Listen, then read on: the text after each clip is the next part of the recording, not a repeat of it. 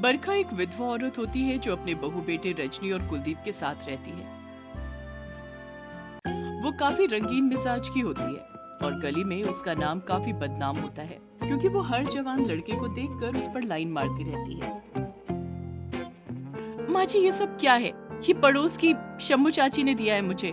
आपने उनके 25 साल के नौजवान बेटे को ये लव लेटर दिया है। आपको शर्म वरम है या नहीं, या बेच के खा गई हैं? माँ, माना कि आप विधवा हो, लेकिन हर किसी लड़के के साथ ये कितना घटिया है। ये सारा मेरा निजी मामला है और तुम दोनों अपना काम करो, वरना तुम दोनों की सूजी बनाकर हलवे की तरह खा जाऊंगी मैं दोनों को। आए बड़े निकम्मे नालायक कहीं के।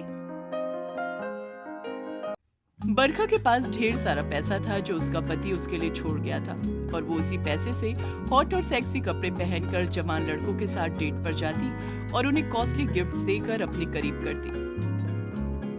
लेकिन सबके सब उसके गिफ्ट्स लेकर भाग जाते क्योंकि वो एक बुढ़ी जो ठहरी। रजनी को ये सब पता चल चुका था।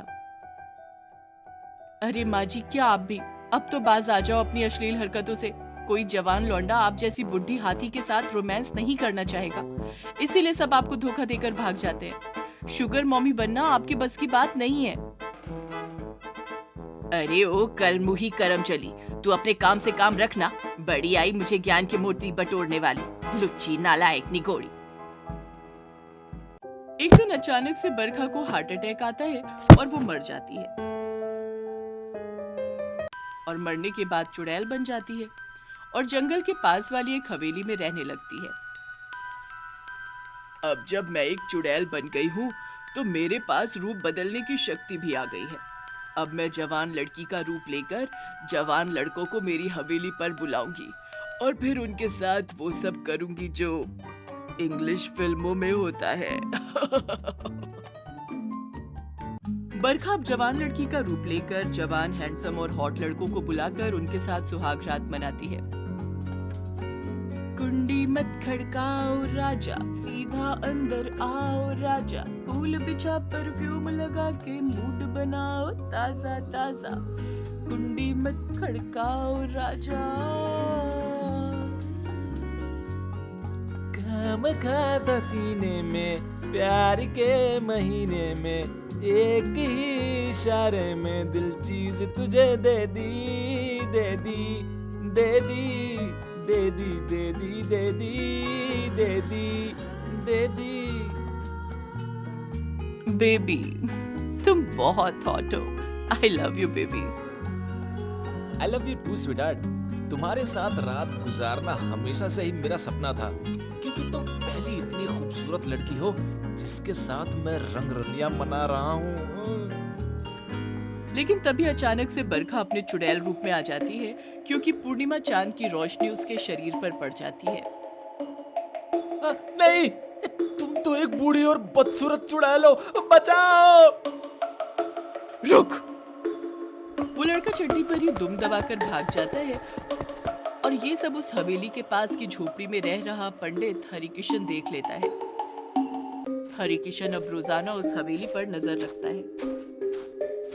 अच्छा, तो ये माजरा है, इसीलिए शहर में आजकल अचानक से सारे जवान लड़के अपाहिज होते जा रहे हैं। वो इस बूढ़ी शुगर मोमी चुड़ैल के कारण हो रहा है। इसे तो सबक सिखाना ही होगा। एक रात बरखा की हवेली पर एक जवान लड़का आता है और जब वो उस लड़के के साथ रोमांस करने जा ही रही होती है कि तभी उसे जोर का झटका लगता है और वो अपने असली रूप में आ जाती है। आह! ये मुझे क्या हुआ अभी?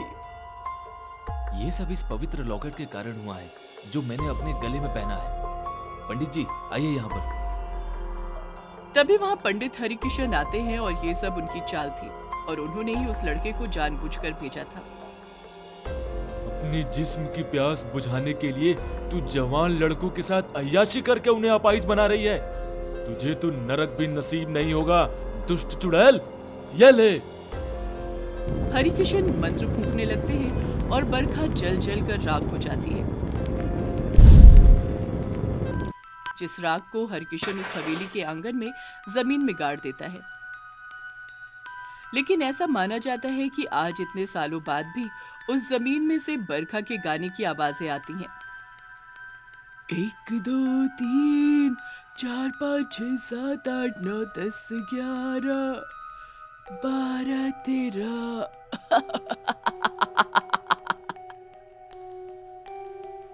रॉकी और कंचन दोनों की शादी हुए 2 साल हो चुके थे। रॉकी के साथ उसके पिता महेंद्र रहते थे। उसकी माँ की 1.5 साल पहले ही एक गंभीर बीमारी के कारण मृत्यु हो चुकी थी।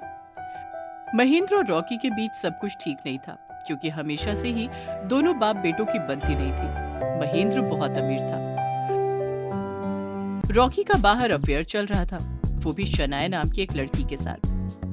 देखा है पहली बार साजन की आंखों में प्यार, अब जाके आया मेरे बेचैन दिल को करार। आजा आजा दिल निचोड़े, रात की मटकी फोड़े, कोई गुड लक निकाले, आज गुल्लक तो फोड़े, आजा आजा। बेबी, कब तक हम यूं ही छुप छुप कर मिला करेंगे?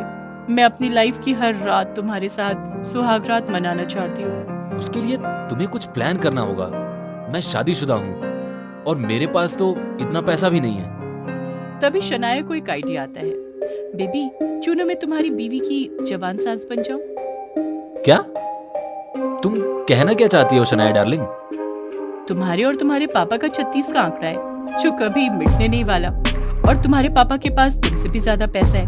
इसलिए मैं तुम्हारे सिंगल पापा के साथ मिंगल होकर उससे और तुम्हारी बीवी को मार दूं, और फिर हम दोनों तुम्हारे पापा के पैसों पर राज करेंगे। वाह वाह वाह, क्या दिमाग लगाया है तुमने मेरी हॉटी नॉटी गर्लफ्रेंड। सिर्फ हॉट और सेक्सी नहीं, मैं काफी चालाक भी हूँ हनी। शनाया अब देवदास बने सिंगल महेंद्र को रिझाती है और अपने करीब लाती है। वो अब अक्सर उसे क्लब्स में मिलने लगती है और उसके साथ रोमांस करने लगती है। ओ जरा जरा किस मी किस मी किस मी, ओ जरा जरा touch me touch me touch me. छेड़ेंगे हम तुझको, लड़की तू है बड़ी बम्बाट, आहा आहा आहा, उलाला उलाला उलाला उलाला, तू है मेरी फैंटेसी, चुनाना चुनाना चुनाना चुनाना, अब तू जवां हो गई। Mahendra, will you marry me baby? Of course जानू, मैं तुमसे शादी करने के लिए तैयार हूँ। महेंद्र शनाया से शादी कर लेता है और घर में अपनी जवान सास को आया देख कंचन दंग रह जाती है। स्वैग से स्वागत करो अपनी जवान सास का, कंचन बहुरानी। सारी बुढ़ी औरतें मर गई थी क्या पापा जी, जो आप इतनी जवान सास लाए हो? या जवानी का नशा चढ़ गया है आपको भी? पक्का पैसों के लिए ही इसने आपसे शादी की होगी।